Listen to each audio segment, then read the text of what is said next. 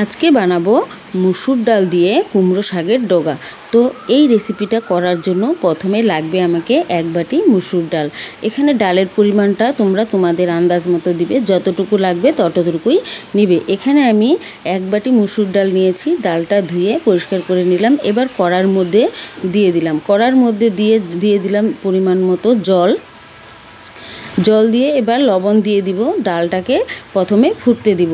বন্ধুরা, তোমরা যদি নতুন হয়ে থাকো চ্যানেলটা সাবস্ক্রাইব করে দিও আর লাইক করে কমেন্টে জানিও রেসিপিটা তোমাদের কেমন লাগলো। এটা কিন্তু খুব সহজ একটা রান্না। এর জন্য প্রথমে দেখো কুমড়া শাকগুলো আমি কেটে নিয়েছি, ডুগা আর পাতাগুলো ছোট ছোট করে কেটে নিয়েছি। অন্য পাশে দেখো ডালটা কিন্তু সেদ্ধ হয়ে গিয়েছে। ডালের যে ফেনাগুলো হয় এগুলো অবশ্যই ফেলে তারপর রান্না করবে, তাহলে কিন্তু ডালটা খেতে ভালো লাগবে। ডালটা খুব সুন্দর ফুটে গিয়েছে। এবার আমি যে কুমড়ো শাকগুলো কেটেছি সেই কুমড়ো শাকগুলো ধুয়ে পরিষ্কার করে নিয়েছি, এই ডালের মধ্যে এখন দিয়ে দেব। এই ডালটা কিন্তু খুব একটা পাতলা করলে ভালো লাগে না, হালকা ঘন মতো হলে বেশি ভালো লাগে খেতে। কুমড়োর যে পাতাগুলো সেগুলো এখন সবগুলোই দিয়ে দিচ্ছি।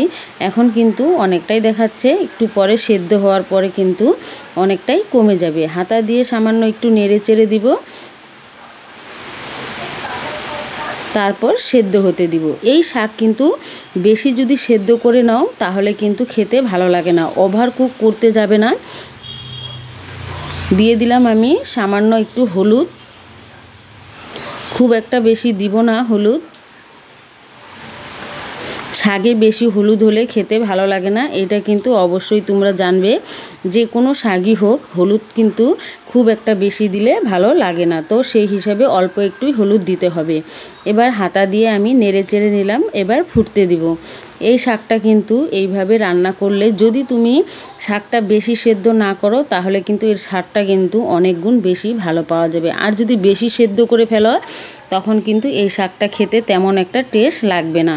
দেখো আমার সেদ্ধ হয়ে গিয়েছে, নামিয়ে নিয়েছি। শাকটা কিন্তু একদম সবুজই আছে, এদিকে সেদ্ধও কিন্তু হয়ে গিয়েছে, সেই দিকে তোমাদের খেয়াল রেখে শাকটা নামাতে হবে।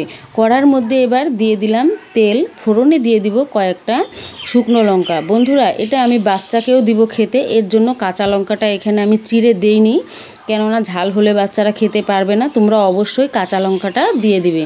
শুকনো লঙ্কা আর দিয়ে দিলাম কালো জিরা আর দিয়ে দিয়েছি রসুন। এবার ফোড়নটা একটু লাল করে ভেজে নেব। ফোড়ন কিন্তু দেওয়ারও অনেক সময় টেকনিক আছে। তুমি যদি ফোড়নটা খুব কড়া করে লাল করে ভেজে তারপর ফোড়ন দাও তাহলে কিন্তু রান্নার স্বাদটা ভালো হয়। আর যদি ফোড়নটা যদি ভালো করে ভাজা না হয় তখন কিন্তু তরকারির স্বাদটা তেমনভাবে ভালো পাওয়া যায় না।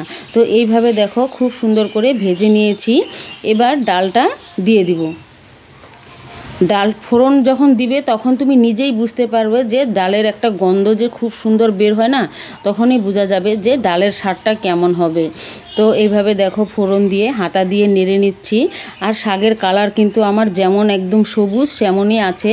তো এইভাবে তোমরা টিপসগুলো ফলো করে যদি রান্না করে নাও তাহলে অবশ্যই বুঝতে পারবে এ অনেকটা সুস্বাদু হয়। তো এখন নামিয়ে নিলাম শাকটা। অবশ্যই কমেন্টে জানিও কেমন হয়েছে, আর তোমরা অবশ্যই আমার পাশে থেকো। ভালো লাগলে লাইক কমেন্ট শেয়ার করে দিও। সবাইকে অসংখ্য ধন্যবাদ।